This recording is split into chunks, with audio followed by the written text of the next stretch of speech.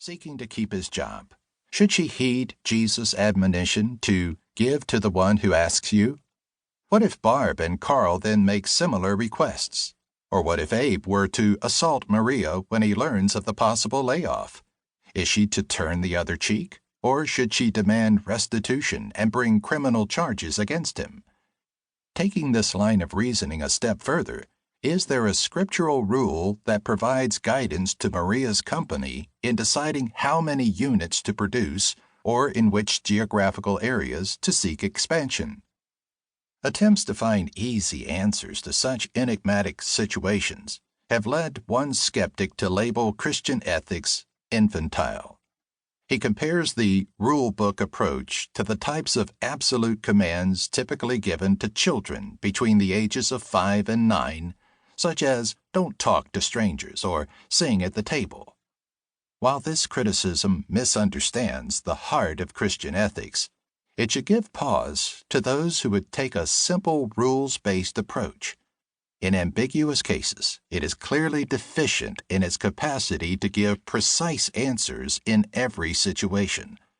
Ironically, research indicates that corporations with highly detailed codes of ethics actually are cited more often for breaking the law than their counterparts without such explicit rules. Dietrich Bonhoeffer was bluntly uncharitable toward such an approach, labeling it naive, and those who practice it clowns. Other critics attack the idea of a Christian business ethic from a different angle, arguing that Scripture has nothing relevant to say about business today. After all, they point out, the Bible was written 2 to 3 millennia ago, largely in the context of an agrarian economy. No doubt, Israel's entire gross national product under King Solomon was less than the net worth of Google today. What significant insights, they ask, can Scripture give Maria in deciding the fates of Abe, Barb, and Carl? Indeed, is the Bible even relevant to leveraged buyouts and copyright infringement? Using Scripture as a business rule book, they contend, would be like using ancient medical texts written by Galen and Hippocrates to train modern doctors. If the critics are correct in arguing, first, that the Bible is rule-bound, and second, that it lacks relevance, we need not proceed any further.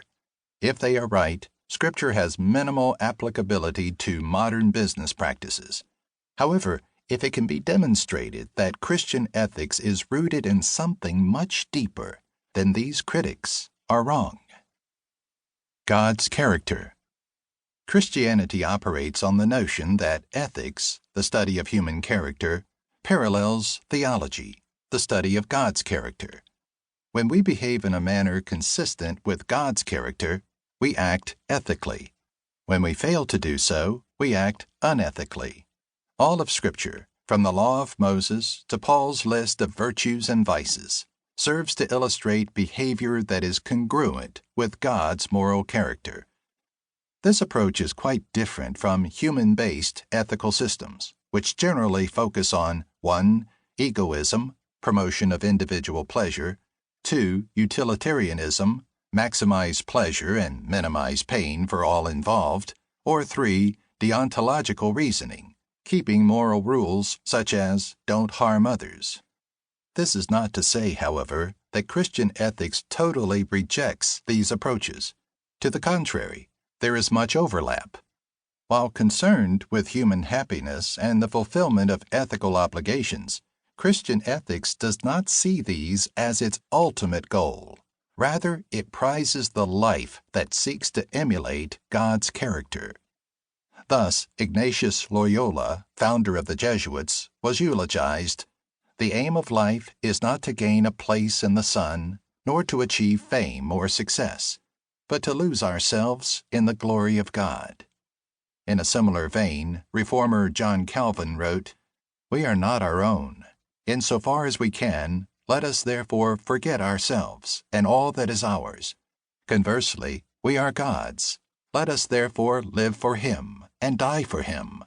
We are God's. Let His wisdom and will therefore rule all our actions. We are God's. Let all the parts of our life accordingly strive toward Him."